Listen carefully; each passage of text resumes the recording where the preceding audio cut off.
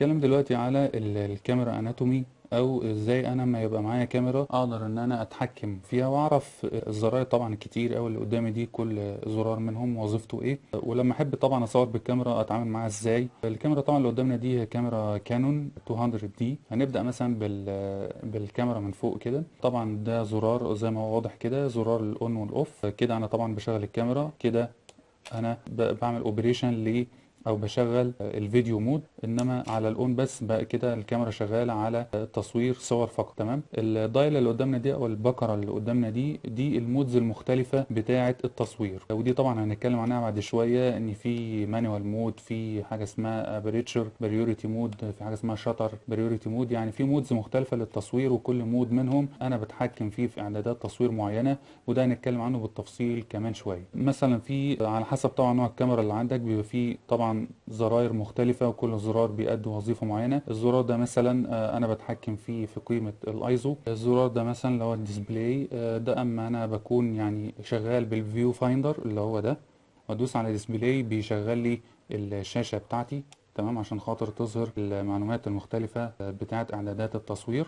الزرار ده مثلا ده اللي هو بيعمل سويتش ما بين الفيو مود وما بين لو أنا عندي شاشة بستعمل الشاشة.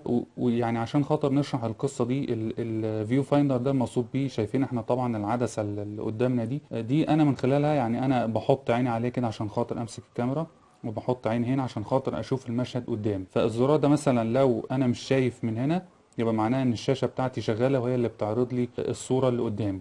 فانا بدوس عليه عشان خاطر اشغل الفيو مود. هنحاول ان احنا نقرب منها، نحاول ان احنا نقرب من العدسه كده عشان خاطر نشوف ايه اللي بيحصل. فزي ما احنا شفنا دلوقتي ايه، الفيو فايندر اشتغل وبيبين لي يعني شويه المشهد قدامي عامل ازاي. انا دلوقتي شغال على الشاشه واقدر ان انا اشوف المشهد اللي قدامي عامل ازاي. لكن نفترض مثلا ان انا مش عايز اشوف الشاشه وعايز اتحكم بس من خلال الفيو فايندر اللي هو العدسه اللي موجوده قدامنا، عشان طبعا اقدر ان انا امسك الكاميرا كويس واحطها على عيني، ما يبقاش فيه اهتزاز زي اللي بيبقى موجود لو انا فاتح طبعا الشاشه كده وبشوف المشهد، فبيبقى فيه اهتزاز قوي جدا ممكن يأثر على التصوير. فطبعا الفيو فايندر بيبقى افضل. فانا ببين المشهد او اظهر المشهد اللي قدامي من خلال الفيو فايندر بالزرار ده. زي ما احنا شفنا دلوقتي ادي المشهد قدامنا اهو.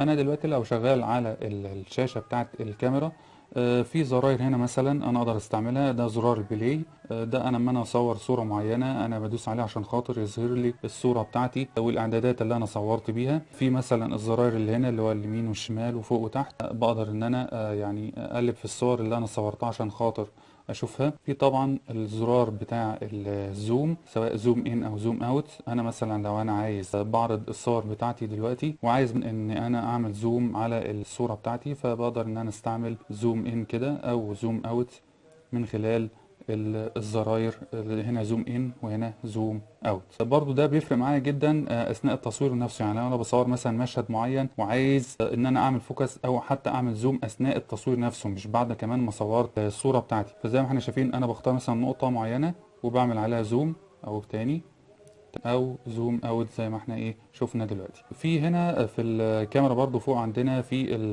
البكرة او الدايل ده، وده برضو انا يعني مثلا لو عايز اختار سيتنج معينة عندي في التصوير، وليكن مثلا زي عندنا هنا كده. انا مثلا بدل ما اغير في الشاتر سبيد عندي او زمن التصوير، اخد السكيل بتاعي واقعد اعمل كده يعني يمين وشمال. الشاشه بتاعتي طبعا تاتش. ممكن اعمل حاجه تانية وهي اني استعمل الدايل ده نفسه.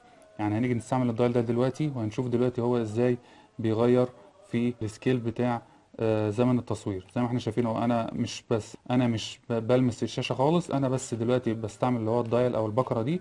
وزي ما احنا شايفين انا بتحكم في زمن التصوير زي ما انا عايز. طبعا ده مش على السيتنج بتاع زمن التصوير بس، لا انا اختار اي اوبشن او اي سيتنج من السيتنج بتاعه التصوير، وزي مثلا فتحه العدسه دلوقتي وببدا ان انا استعمل البكره بتاعتي. زي ما احنا شايفين برضو ايه، بتختار الرقم اللي انا عايزه. في ايه تاني عندي؟ في طبعا الكاميرا بتاعتي لو هي فيها واي فاي، انا ممكن من الزرار ده مثلا انا بنزل الابلكيشن بتاع الكاميرا على الموبايل بتاعي، وبعمل بعد كده كونكشن ما بين الكاميرا بتاعتي وما بين الموبايل من خلال طبعا زرار الواي فاي ده. بعمل زي نتورك كده ما بينه وما بين الكاميرا بتاعتي، وهنشوف برضو الكلام ده ايه قدام شويه. نيجي هنا على الكاميرا بقى والعدسه نفسها.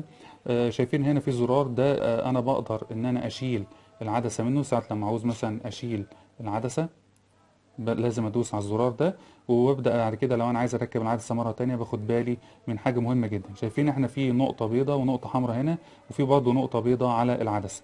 بحاول اخلي النقطتين اللي لونهم ابيض على بعض زي ما احنا شايفين كده عشان خاطر اقدر ان انا اركب العدسه بتاعتي. بحطها كده وببدأ ان انا الفها عشان خاطر تثبت على الكاميرا بتاعتي. دي عدسة يعني كيت لينز صغيرة خالص زي ما احنا شايفين. في مثلا الجزء ده كده، ده اللي انا بعمل منه زوم. العدسة نفسها بيبقى موجود عليها الفوكال لينس المختلف او قيم الفوكال لينس المختلفة اللي انا اقدر استعملها في العدسة دي. والعدسة دي عندي من اول 18 مللي لغاية 55 مللي. 18 مللي يعني هي بيبقى البعد البؤري بتاعها صغير، فاقدر ان انا اصور مجال واسع جدا، يعني زاوية عريضة جدا قدامي. لكن طبعا كل ما بزود الفوكال لينس يعني معناها ان انا بعمل زوم، فكده المجال اللي انا بصوره او الكادر بتاعي بيضيق عندي، وبصور يعني ايه يا دوبك يعني زاوية صغيرة جدا من الكادر اللي موجود قدامي. تمام. هنشوف ده طبعا برضو قدامنا في حلقات تانية لما نيجي نتكلم على العدسات وعلى الفوكال لينس.